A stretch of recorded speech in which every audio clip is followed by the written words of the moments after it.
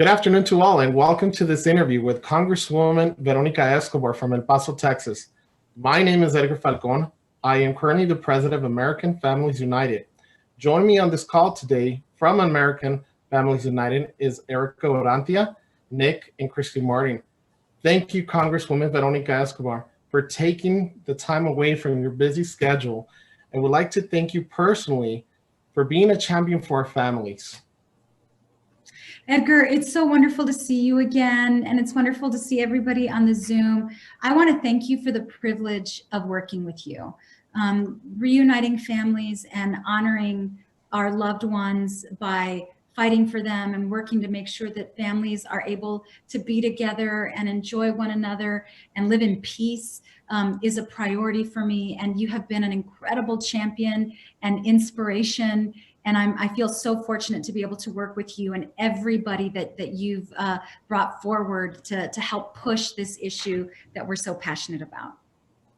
Thank you so much for your words. Before we get started with our Q&A, I would like to share our stories on how family separation has affected us in our lives and how our immigration system has been broken. We'll go and start with Erica Orantia. All right, well, my name is Erica Orantia, and I'm a constituent of El Paso, but I have been living in Juarez for 10 years. My husband received a false claim to citizenship, permanent life ban without a waiver, and my life and my family's life crashed 10 years ago. My husband was a passenger in a car. And he wasn't even the one driving, and he was asked for his license. And when he gave over his license, they saw that he was wanted by immigration, and he was deported. He was given voluntary deportation, but that was, you gotta leave. And so overnight, I was just completely shocked because I thought, I'm an American citizen. Any kind of immigration problems that you have, we're going to be able to fix. But then we later learned that that wasn't the case. And so the very next day, I had to tell my 2-year-old and my 3-year-old the best I could that Dad wasn't coming home. And so we were separated for quite some time. He provided a good living for us. He speaks excellent English. Always was a really good, just a really good person. And yeah, overnight we lost all of that. And it was then that I had to depend on public assistance. I didn't know what was gonna happen, but I knew that I wasn't gonna let arbitrary laws break up our family. So I moved to Mexico, and I've been in Juarez for 10 years. And I have to tell you, it's been really difficult. It's been difficult on me. It's been difficult on my children. There's crime that we have to worry about. This year, we went out to eat. We couldn't decide where to go. And we thought, should we go to Applebee's? No, let's go to Burger King, which is right across the street. Well, the very same time that we would have been in Applebee's, we would have been subject to a shooting. We were across the street and we saw the aftermath of the shooting. Thank God that we didn't go to Applebee's. But that's what we have to face. Living here in Juarez, it's been 10 years. I still can't speak Spanish. I feel like a fish out of water. I have to worry about kidnapping. We hear gunshots. My daughter, she's now a preteen. And she goes to bed scared every night. She goes to bed scared. Last night she was crying. Because we heard gunshots and she hears police and I try to calm her, but it's difficult. And the hardest thing about it is that there's no end in sight, but we want to stick together as a family. We will do anything we can to get in line to make things right. Anything. But there's no waiver, there's nothing. And so I had to choose between keeping my family together or breaking my family apart. And so when I heard about American Families United, I was so relieved because there was a support system and they understood the importance of families and keeping us together. And a ray of light shined that, maybe the laws can be changed. because what we have now are draconian laws where the punishment doesn't fit the crime. My husband is a good person. We deserve to be in the States. That's where we belong. And so I'm so thankful for the organization, and I'm so thankful for your support.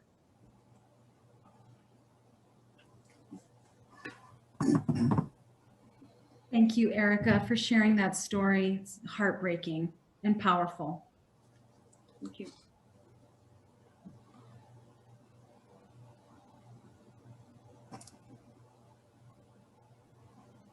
Next, we have Nick and Christine Martin. They would like to share their story with you, Congresswoman Escobar. Hi, my name is Nick Martin. I have my wife, Christina, here with me. We've been married for 12 years. Together, we have 2 daughters. Our oldest daughter, Celindia, was born with many birth defects. She was born blind and deaf with a cleft palate and an unknown gene abnormality. In 2012, we went to Christina's visa appointment with a 2-inch notebook full of doctor's records and all of that stuff. And they gave her a lifetime bar and refused to even look at the waiver. I came home back to the States by myself, and for 2 years fought to get my family back together. We were granted humanitarian parole. I got it extended a couple times before they told us, we're not going to do it anymore. You just have to send her back to Mexico and figure out what you're going to do, with the rest of your life. Basically in those words. And that wasn't an option with my daughter's medical problems.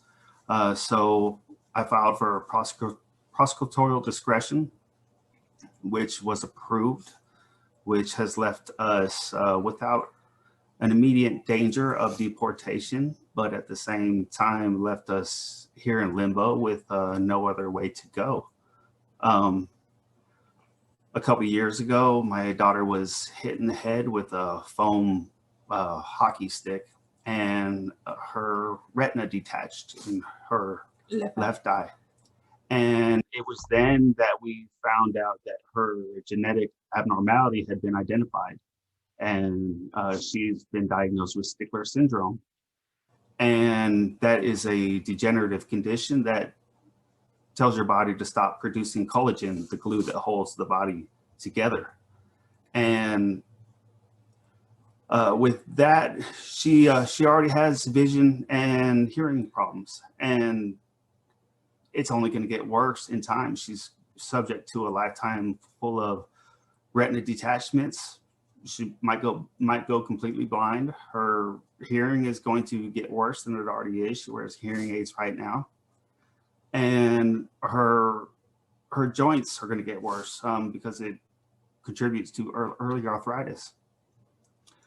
I thought for sure, that with my daughter's medical conditions, there would be some way for us to find some kind of waiver to get our family together and get our things straightened out and not have to worry about anything. But it's just not the case. There's no line to get into. There's nothing for us to do, which is why we went to AFU. We saw it online and we joined it, and like Erica said, it's a support group of people, who are all in the same boat and know what you're going through. And we fought tirelessly for years, to get this legislation and this bill going. And I want to thank you personally on behalf of myself and my family for introducing this bill to help us move forward with our lives and have the opportunity for a better life. Oh my gosh, Nick and Christina, thank you both also for the courage to share your story and for fighting for your family as well. Just incredibly heartbreaking and tragic that all of you are having to live separate. That Erica, you're having to live separate and apart from everybody that on the American side, and from all of the resources that you need to help make your family healthy and strong, and to chart the best path for all of you and Nick and Christina, that you all have to live in this limbo where you don't know what's going to happen, and the incredibly inhumane system that doesn't recognize the value of keeping our families together. Your stories are so important. Thank you for sharing them. Thank you. And Congressman Escobar, I think you know my story personally very closely, but I would like to share my story for everybody watching this video. So hello, my name is Edgar Falcon, and I met my wife in Mexico back in 2010, and we were dating. So finally I did what every man would do, right? I'm in love with my wife, right? So I decided to marry her. In 2012, we learned that my wife had a lifetime bar because when she was a minor, her sister tried to cross her illegally into the country. Even though my wife was a minor and my sister-in-law was the one that claimed citizenship on her, back in 2012, we decided to do what every American does, right? Which is try to immigrate into the country. And due to this ban, which was put in Congress in 1996, the ban that's actually separating us as a couple is called false claim to U.S. citizenship, which was I put in place by IRA in 1996. This law states that anybody who makes a false claim as a child, teenager, or as an adult is banned from entering the United States of America forever. Since implemented, this law has affected thousands of U.S. citizens and their families, as resulted in forcing many U.S. citizens, just like you just heard, Congresswoman Escobar, the hardship that this law is causing, not only for our families, but for thousands of Americans that are living under this. Me and my wife, Maricruz, decided to get married back in 2013, which former Congressman Beto O'Rourke was present. And he was present, and he actually saw our love joining together, and he decided to bring up the Americans Family United Act. And now, thank you for your leadership in Congress. You have taken now the role of introducing our bill that will not only help my case, but as you heard, will help many families around the United States, inside and outside the United States. And with this, I would like to personally thank you again for doing this with us and for being our champion. And now I have to live a phase of actually reality, or a fairy tale live of crossing back and forward. Same as Erica was saying, we have also have heard gunshots. About 3 weeks ago, sadly, a block away from us, there was a killing. So my daughter now, me and my wife have a daughter, a beautiful daughter, and we are subject to hear these type of violences going around, sadly, in Ciudad Juarez. But we definitely want to thank you because you are a champion. So I want to say thank you to you personally. And I love the fact that you embrace this in family unity. So thank you once again. Oh, Edgar, you and your leadership, again, is completely inspiring to me. And the stories of all of the families who have had to live through the trauma of not being able to have some kind of security about their future and about where they live and about being able to raise and care for their family. It's unacceptable. America is better than that. America should be better than that. We are a country that should be leading the way across the globe in saying that families come first, because families are the foundation of our society, of our community. Families are our future. And so, again, I am so privileged to be able to carry on what our good friend, Congressman O'Rourke started, and I am not going to rest until we get this across the finish line. Thank you again for your support. And now that you heard everybody's story, I would like to ask you a couple of questions. The first question that we have for you as an organization is, why did you feel introducing the American Families United Act was important, and what can you tell our families about the importance of making sure this bill passes not only in the House of Representatives, but in the Senate as well? You know, I had the incredible privilege of growing up in a very closely knit family. And I have tried to create that same environment with my own family, I have two wonderful adult children now. And I feel incredibly blessed. And the idea that families aren't able to live in peace, and families aren't able to live to the fullest extent of their potential, and to be able to provide the best for them because of as Erica said, arbitrary laws that are so profoundly unfair. It's just not right. It seems very un-American to me. And what we've seen, just over time, not just since this became law, but what we have seen over time in our country is what I believe is the erosion to what are true family values, which is family unity. There's a lot of talk and a lot of political speak about family values. To me, what family values are is family unity, creating a society and a place where families are able to stay together and where families are able to thrive. And so, the erosion in those family values and the way that I define family values really has happened exponentially over the last 4 years. As we saw children literally being taken from the arms of their parents and separated, that has really raised I think, attention for so many people about, what happens when you rip families apart. But many of us have been sharing with the media, myself included, that the American government has been doing this for a long time. It's just kind of been hidden from view. There's a different kind of family separation that's been happening in our country, and so we need to eradicate all forms of family separation, and we need to put at the center of our immigration system family reunification. And believe me, I get it, and I understand completely.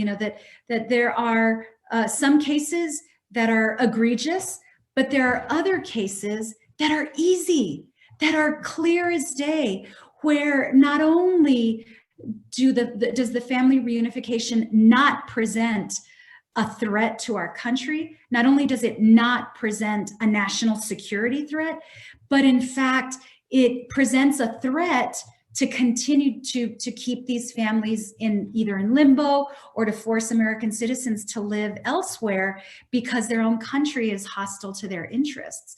So, from my perspective, we need to shed light on all of the immigration system's flaws. We need to add discretion to those who are in positions of authority and power, so that they can hear on a case-by-case basis what is happening, and so that common sense and compassion can have its day in court.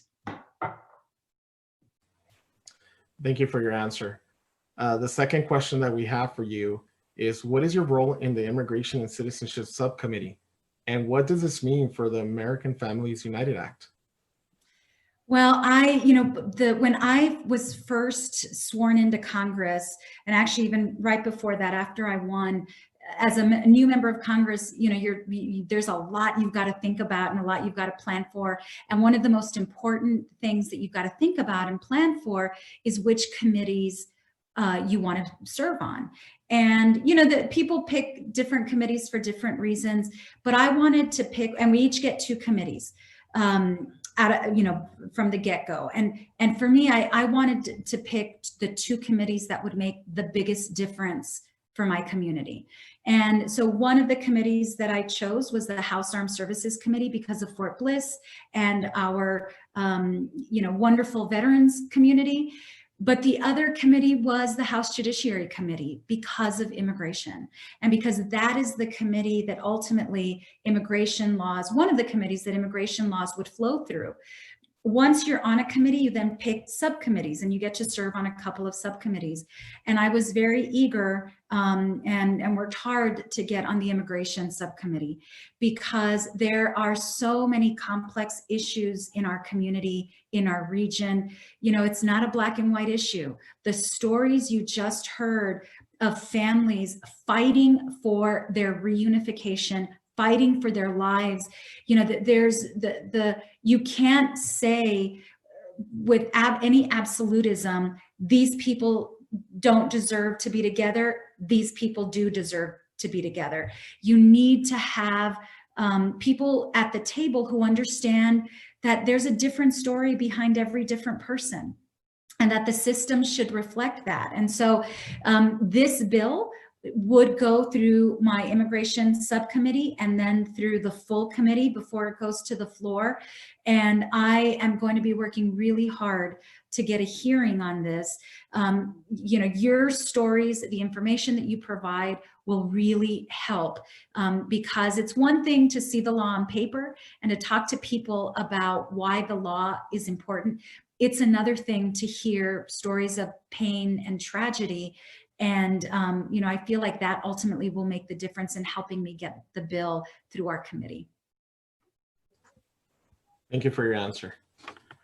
The next question is, what do you feel is next for the Americans Family United Act? So I think, you know, the 117th Congress, which is the new one that's going to be sworn in January, there's a lot that is still unknown. And let me tell you why.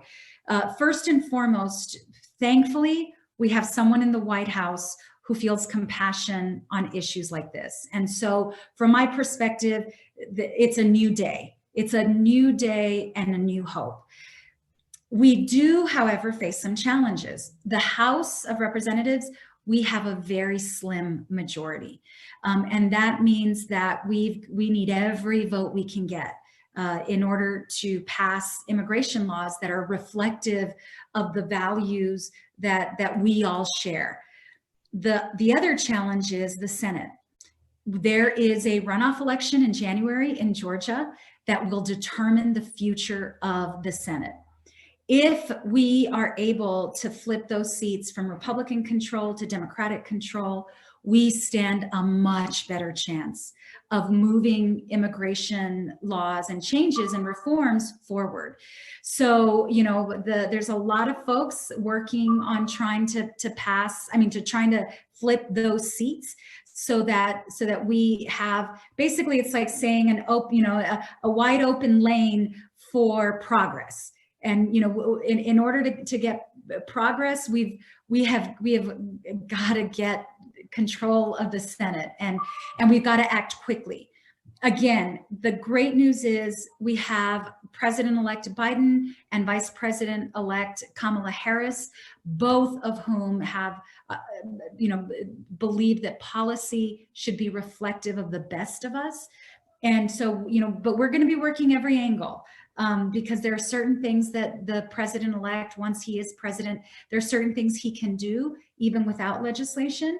There's certain things that can happen at the administrative level. We will work every angle possible to try to change the system. Thank you for your answer. The next question is, what can we do to help you and other members of Congress pass the Americans Family United Act?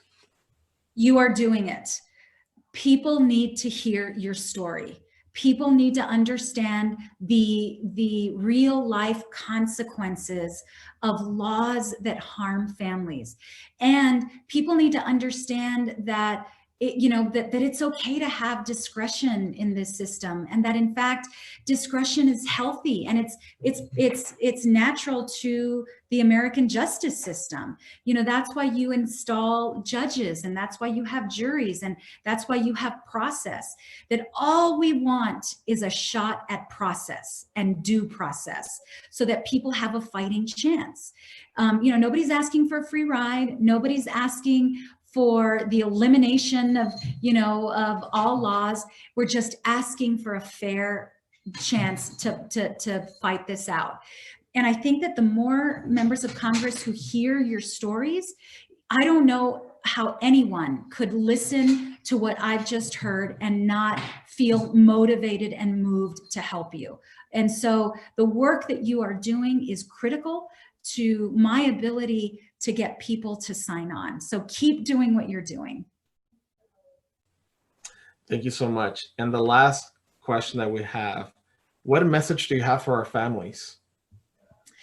My message is stay hopeful. Don't give up hope.